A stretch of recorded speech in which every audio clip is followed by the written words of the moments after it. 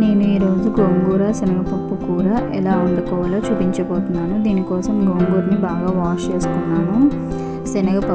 పచ్చి శనగపప్పుని నైట్ అంతా నానబెట్టుకున్నాను. Morning wash చేసుకొని ఇలా పెట్టుకున్నాను.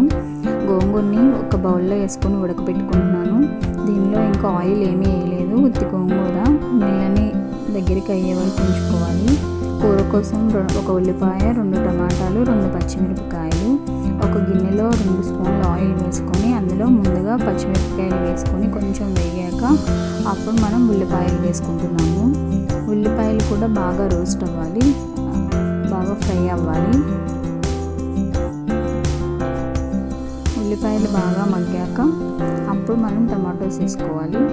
ఉల్లిపాయలు కొంచెం బాగా మగ్గడానికి కొంచెం సాల్ట్ వేసుకుంటున్నాము. గోంగూర అనేది మన హెల్త్కి చాలా మంచిదండి. వీక్లీ ఒక 2 టైమ్స్ అయినా గోంగూర యూజ్ చేస్తే మంచిది. అది కూర రూపంలో అయినా పచ్చడి రూపంలో అయినా ఏదైనా. గోంగూర పచ్చడి కూడా చాలా టేస్టీగా బాగుంటుంది. నిల్వ పచ్చడి కూడా ఉంటుంది. పసుపు వేసానండి. గోంగూరలో సి విటమిన్ అనేది ఉంటుంది. ఈ సి విటమిన్ అనేది మన రోగనిరోధక శక్తిని పెంచడానికి బాగా ఉపయోగపడుతుంది. గోంగూర మగ్గాక కొంచెం చల్లారాక మిక్సీలో వేసుకున్నాము. ఇదిగోండి మిక్సీ పట్టాక ఇలా మెత్తగా చేసుకున్నాము. ఇదిగోండి ఉల్లిపాయలు మగ్గాక టమాటో వేసుకున్నాము. ఒక 2 టమాటోస్ కట్ చేసుకున్నాను. 2 టమాటోస్ వేసుకున్నాను.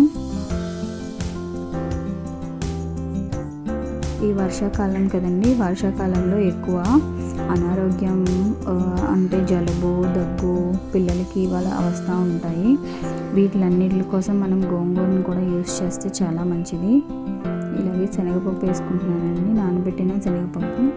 టమాటోస్ మగ్గాక శనగపప్పు వేసుకొని శనగపప్పు కూడా కొంచెం మగ్గే వరకు ఉంచాలి.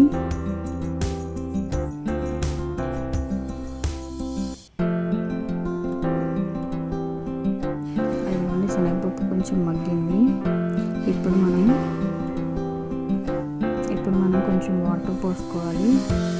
ఎందుకంటే శనగపప్పు కొంచెం మెత్తగా ఉడకాలి కాబట్టి కొంచెం వాటర్ పోసుకొని మూత పెట్టి పక్కన పెట్టుకోవాలి. అలా దగ్గరికి అయ్యే వరకు ఉంచుకోవాలి. ఇదిగోండి కొంచెం కారం వేసాను. దగ్గరికి అయ్యాక ఇప్పుడు మనం మిక్సీలో పట్టుకున్నాం కదండి, అది వేసుకుంటాము. గోంగూర మిక్సీ పట్టించుకున్నాం. గోంగూర మెత్తగా పేస్ట్ చేసుకున్నాము. ఈ పేస్ట్ని మళ్ళీ మిక్సీలో కొంచెం ఉంటుంది కదండి, అది ఆ వాటర్ కూడా మనం వేసుకోవాలి. ఇందులో కొంచెం వాటర్ యాడ్ అయింది కదండి, అందుకని కొంచెం సేపు పట్టే వరకు ఉంచుకోవాలి. అలాగే కొంచెం ధనియాల పొడి, కొంచెం అల్లం వెల్లుల్లి పేస్ట్ కూడా వేసుకోవాలి. ఈ 2 వేసుకొని కొంచెం దగ్గర అయ్యే వరకు ఉంచాలి. ఎందుకంటే మనం మిక్సీలో కొంచెం వాటర్ వేసుకున్నాం కదండి, ఆ వాటర్ కొంచెం దగ్గరికి అయ్యే వరకు. ఇదిగోండి గోంగూర శనగపప్పు రెడీ. ఎంతో టేస్టీ అయిన గోంగూర శనగపప్పు కూర రెడీ. గోంగూర కూర అయినా పచ్చడైనా ఏదైనా చాలా టేస్టీగా ఉంటుంది.